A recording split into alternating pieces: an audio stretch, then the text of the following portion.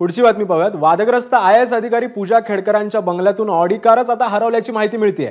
पुणे पोलिसांनी नोटीस बजावल्यानंतर ही कार हरवल्याची माहिती आहे। बाणेर येथील बंगल्यात ऑडी कार झाकून ठेवण्यात आली होती। मात्र काल पुणे पोलिसांनी नोटीस बजावल्यानंतर आज ऑडी कार बंगल्यातूनच हलवण्यात आल्याची माहिती मिळतेय। ही ऑडी कार नेमकी आता कुठे हलवली याबाबत आता प्रश्नचिन्ह आहे। तसंच याच ऑडी कारवर अंबर दिवा लावून पूजा खेडकर जिल्हाधिकारी कार्यालयात जात होत्या। दरम्यान या ठिकाणाहून अधिक माहिती देतात आमचे प्रतिनिधी मिकी घई सध्या आमच्या सोबत आहे। मिकी,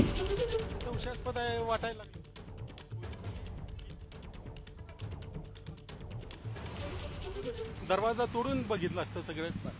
सर, यानंतर आता पूजा खेडकर यांच्या आईचा देखील एक व्हिडिओ आता समोर आलेला आहे। अर्थात एबीपी माझाने तो व्हिडिओ समोर आणला, ज्याच्यामध्ये ते दिसते की थेट ते का जमिनीत, अर्थात तो जमिनीचा काहीतरी वाद आहे, हातात पिस्टल घेऊन तो व्हिडिओ समोर आलेला आहे। आणि जो पीडित आहे, अर्थात तो जमिनीचा जो त्याचा वाद आहे, मालक आहे तिथला, त्याचं म्हणणं आहे की माझी पोलीस तक्रार सुद्धा घेत नाहीत।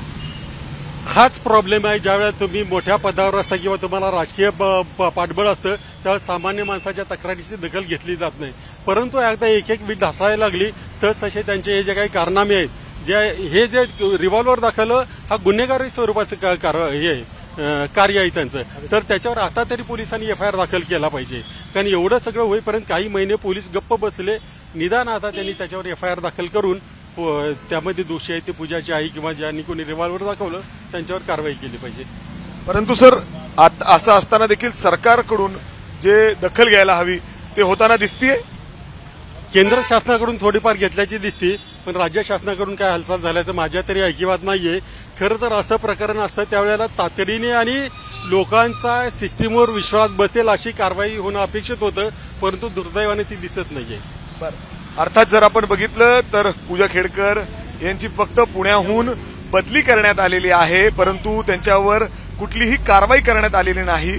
अर्थात कारवाईची अपेक्षा आहे असं माहिती अधिकार कार्यकर्ते विजय कुंभार यांची मागणी आहे। तर दुसरीकडे जो प्रकार या ठिकाणी घडलेला आहे त्या आधार घेत पोलिसांनी तपास केला पाहिजे आणि जर त्यांच्या आईने रिव्हॉल्वर दाखवून काही चुकीचं केलं असेल तर नक्कीच त्यांच्यावर सुद्धा गुन्हा दाखल झाला पाहिजे। कॅमेरामॅन राजेश बिडकरसह मी मिकी घई, एबीपी माझा, पुणे।